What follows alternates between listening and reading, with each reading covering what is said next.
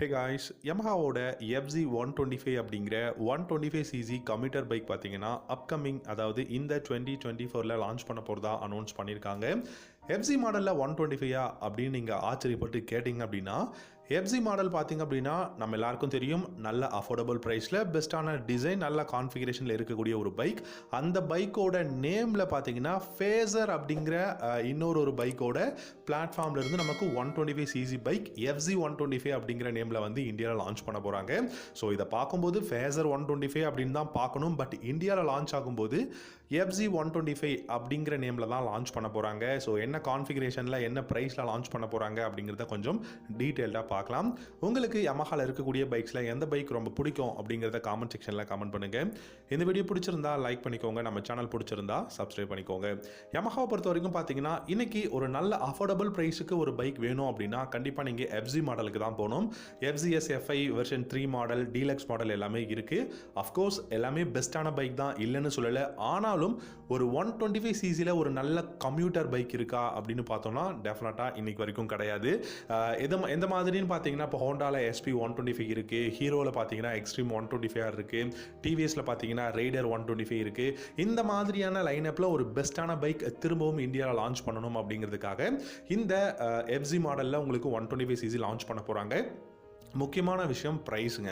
ப்ரைஸை பொறுத்த வரைக்கும் அண்டர் 1 lakh rupeesல இந்த FZ 125 இருக்க போகுது. ஸோ FZ 125 அண்டர் 1 lakh அப்படின்னா அது வந்து பேஸ் மாடல். ஹையர் வேரியண்ட் 1,05,000லேருந்து 1,10,000 வரைக்கும் ப்ரைஸ் வந்து ஹையர் வேரியண்ட் போக போகுது. ஸோ இந்த FZ மாடலில் கான்ஃபிகரேஷன் அப்படின்னு நம்ம பார்க்கும்போது டெஃபினட்டாக பெஸ்ட்டான கான்ஃபிகரேஷன் தான் கொடுக்க போகிறாங்க. இன்றைக்கி இருக்கக்கூடிய டெக்னாலஜி ஃபீச்சர்ஸ் எல்லாமே கொடுக்க தான் போகிறாங்க. 124.7cc சிங்கிள் சிலிண்டர் ஏர் கூல்டு இன்ஜின் தான் கொடுக்க போகிறாங்க. இந்த பைக்கில் உங்களுக்கு ஃபியூல் இன்ஜெக்ஷன் கண்டிப்பாக வந்து கொடுப்பாங்க. அண்ட் ப்ரொடியூஸ் பண்ணக்கூடிய பவர் அப்படின்னு பார்த்தீங்கன்னா 11.7 ஹார்ஸ் பவரும் 10.8 நியூட்டன் டார்க்கும் ப்ரொடியூஸ் பண்ணக்கூடிய இன்ஜின் தான் வரப்போகுது.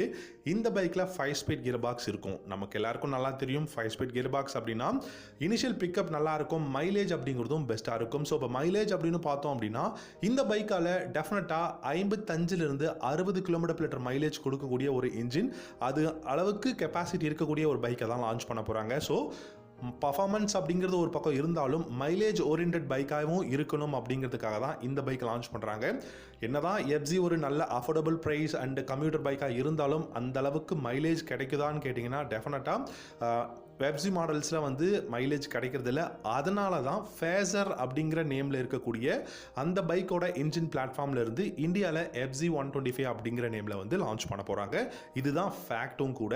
இந்த பைக்கோட டிசைன் இந்தியாவில் இருக்கக்கூடிய இப்போது 2024 மாடலில் கலர் அப்டேட்லாம் கொடுத்துருக்கக்கூடிய FZ 150யோட டிசைன் பேட்டர்னில் தான் வரப்போகுது. பட் அதில் ஸ்லைட்லி டிக்கல்ஸ், அதுக்கப்புறம் பார்த்திங்க அப்படின்னா ஒரு சில விஷயங்கள், ஹெட்லாம்பாக இருக்கட்டும், இல்லாட்டி ஃபியூல் டேங்காக இருக்கட்டும், எல்லாமே வந்து சேஞ்ச் பண்ண போகிறாங்க. ஸோ ஃபியூல் டேங்க் அப்படிங்கும்போது 10 liters of fuel tank capacity, digital instrument cluster தான் கொடுக்க போகிறாங்க. இந்த டிஜிட்டல் இன்ஸ்ட்ருமெண்ட் கிளஸ்டரில் ப்ளூடூத் கனெக்ஷன் அவைலபிளாக இருக்கும். Only for call connect and disconnect, music on off பண்ணிக்க முடியும் அப்படிங்கிறத தான் சொல்லியிருக்காங்க. அது மட்டும் இல்லாமல் இந்த கிளஸ்டரில் கியர் ஷிஃப்டிங் இண்டிகேட்டர் இருக்க போகுது.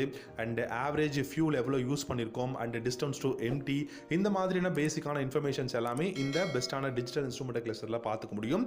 இந்த பைக் பார்த்தீங்கன்னா டைரக்ட் ரைவலாக எனக்கு தெரிஞ்சு டிவிஎஸோட ரைடர் 125 இருக்கும். இப்போ லான்ச் பண்ணியிருக்கக்கூடிய ஹீரோவோட எக்ஸ்ட்ரீம் 125 தான் டைரக்ட் தாராளமான ஒரு பெஸ்ட்டான ஒரு ரைவலாக இருக்கும் அப்படிங்கிறதான் சொல்லியிருக்காங்க. ஏன்னா டிவிஎஸ் இருந்தாலுமே கூட ரைடர் 125 பெஸ்ட்டான பைக்காக இருந்தாலும் கூட டிசைன் வைஸ் பார்க்கும்போது எக்ஸ்ட்ரீம் 125 ஒரு எட்ஜ் இருக்குங்க. ஸோ அதனால் இந்த FZ மாடல் பார்த்தீங்கன்னா நமக்கு எக்ஸ்ட்ரீம் 125 ரைவலாக டெஃபினட்டாக கூடிய சீக்கிரம் இந்தியாவில் லான்ச் பண்ண போகிறாங்க. ப்ரைஸ் அண்டர் 1 lakh இருக்குது. 1,10,000 உங்களுக்கு ஹையர் வேரியண்ட்டும் வந்து கொடுக்க போகிறாங்க. Bluetooth connection.